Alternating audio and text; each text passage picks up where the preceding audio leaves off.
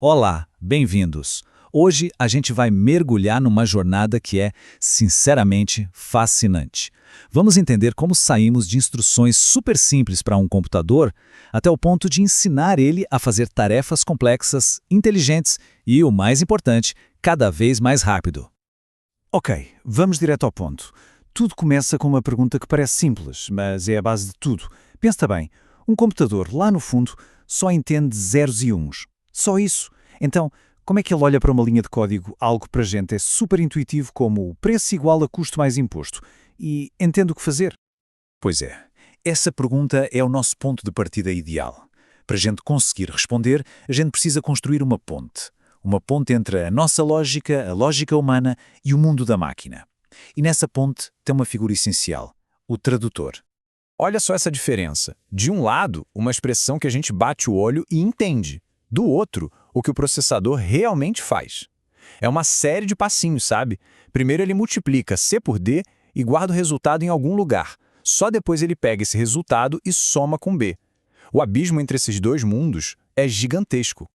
E quem preenche esse abismo? Bom, aqui entra uma das peças mais importantes da computação, o compilador. Pense nele como um tradutor genial. Ele pega o código que a gente escreve, que é abstrato, de alto nível, e transforma, metodicamente, naquelas instruções bem simples de baixo nível que o hardware finalmente consegue entender e executar. Tá, mas como essa mágica acontece? Bom, simplificando bastante, são 3 grandes etapas. Primeiro, a análise léxica. O compilador quebra o nosso código em palavras, os chamados tokens. Depois, a análise sintática. Ela age como um professor de português, verificando se a gramática do código está certinha, se a estrutura faz sentido. E, por fim, a geração de código. É quando ele finalmente produz aquelas instruções que a máquina vai executar. É um processo super sistemático, muito engenhoso. Beleza. Então agora a gente já tem um tradutor, o código funciona, problema resolvido, certo? Não, isso é só metade da história. O próximo desafio é uma busca que nunca termina, a busca por velocidade. Não basta fazer o código funcionar, ele precisa funcionar rápido. Como a gente garante a máxima eficiência? Para resolver isso, existe um conceito fundamental chamado complexidade algorítmica, que a gente mede com a famosa notação Big O. A ideia é que é genial. Em vez de cronometrar quanto tempo algo leva em segundos, o que muda de um computador para outro, a gente mede como o tempo de execução cresce. Ou seja, essa notação nos diz o seguinte, ok, se você dobrar a quantidade de dados, o tempo de execução vai dobrar, quadruplicar ou vai ficar quase igual. É sobre a escala do problema. E na prática, o impacto disso é absurdo. Vamos comparar 2 maneiras de achar um item numa lista. A pesquisa linear é a mais óbvia, vai um por um até achar. Já a pesquisa binária é mais esperta, mas precisa que a lista esteja ordenada. Agora, olha os números. Com 1000 itens, a diferença já é grande, mas com 100.000 itens, a pesquisa binária é mais de 2.800 vezes mais rápida. Não é um pouquinho melhor, é outra categoria. A escolha do algoritmo certo faz toda a diferença. Mas não é só de algoritmo que vive a velocidade, tá? Para chegar no alto desempenho de verdade, é preciso ir mais fundo, ter um controle maior da máquina. Isso significa gerenciar a memória de forma super eficiente, conversar mais diretamente com o hardware e, algo que é essencial hoje em dia, saber usar os vários núcleos do processador para fazer várias coisas ao mesmo tempo. É o chamado processamento paralelo. Então tá, a gente tem algoritmos brilhantes, controle de hardware, parece que estamos prontos para tudo.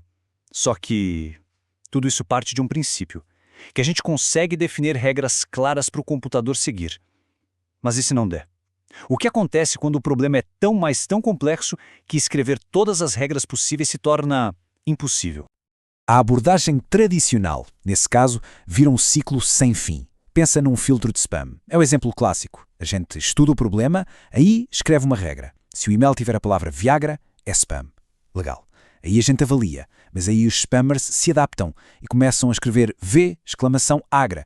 Então a gente tem que analisar o erro e criar uma nova regra. É um jogo de gato e rato que nunca acaba. É simplesmente insustentável.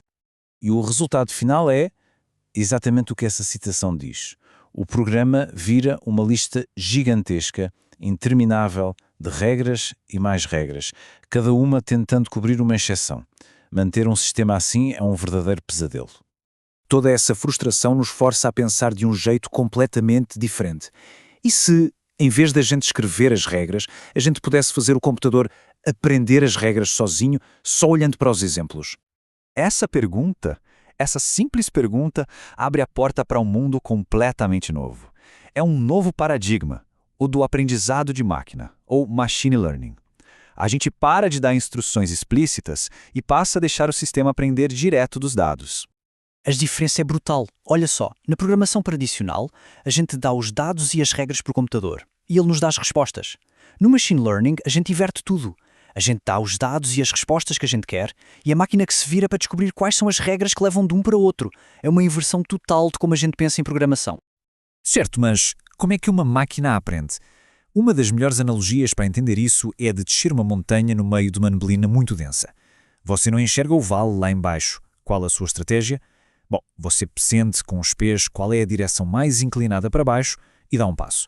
Repete e de novo, e de novo. O treinamento de um modelo de machine learning é exatamente isso. Ele vai ajustando os próprios parâmetros passo a passo, sempre na direção que diminui o erro, até chegar no ponto mais baixo possível do vale. E os sistemas que fazem esse aprendizado hoje são de uma complexidade impressionante. Isso que estamos vendo é a arquitetura de uma rede neural como a ResNet. É uma estrutura gigantesca, com dezenas ou centenas de camadas, que aprende a identificar padrões em imagens, por exemplo. Os padrões que ela encontra são mas tão sutis e complexos que seria impossível, literalmente impossível, um ser humano sentar e escrever as regras para isso. E agora a gente chega no grande final, onde tudo se conecta. Porque veja bem, compiladores, código de alta performance e machine learning não são coisas separadas, pelo contrário. Elas formam uma pilha, uma stack de tecnologia, onde cada camada depende e possibilita a camada de cima. É super importante a gente lembrar de uma coisa. Um modelo de machine learning, por mais inteligente que ele pareça ser, não é mágica. No final do dia, ele é um programa de computador. Um programa extremamente sofisticado, claro, mas que ainda precisa rodar em hardware de verdade, em um chip físico. E é aqui que a imagem fica completa. Lá em cima, a gente tem as ferramentas de alto nível, como o TensorFlow, que nos deixam criar esses modelos de forma abstrata. Lá embaixo, a gente tem o hardware super potente, as CPUs e, principalmente, as GPUs. E quem faz a ponte entre esses dois mundos?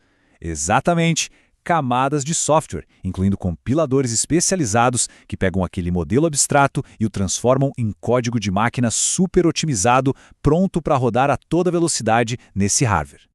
Então, vamos amarrar tudo. O machine learning cria o modelo, que é o cérebro da operação.